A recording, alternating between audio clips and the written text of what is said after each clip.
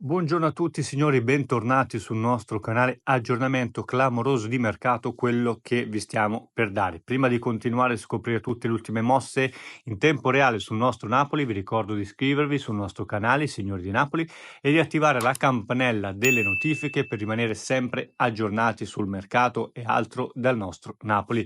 Allora signori, gli azzurri hanno messo nel mirino, tenetevi forte, Sam Beuchema del Bologna come primo obiettivo per la retroguardia.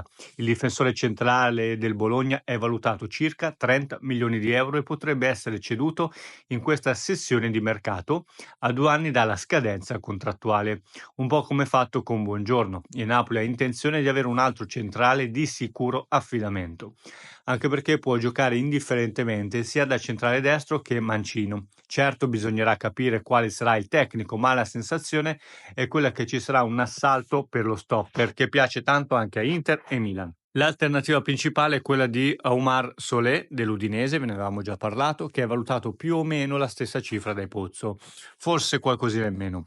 Più lontano invece Pietro Comuzzo, per cui c'era stata una proposta importante nel corso mese di gennaio, ma il Napoli ha puntato anche su Marianucci dell'Empoli, praticamente preso per 9 milioni di euro. Nelle scorse settimane poi è stato proposto Ismaili dell'Empoli.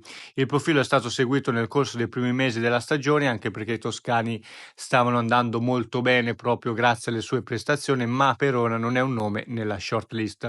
Attenzione perché il Napoli si concentra in questo momento su Beuchema del Bologna e Kevin De Bruyne a parametro zero dal Manchester City, due acquisti di assoluto valore che rinforzerebbero senza dubbio la nostra rosa in vista della prossima stagione che sarà ricca di impegni per il nostro Napoli.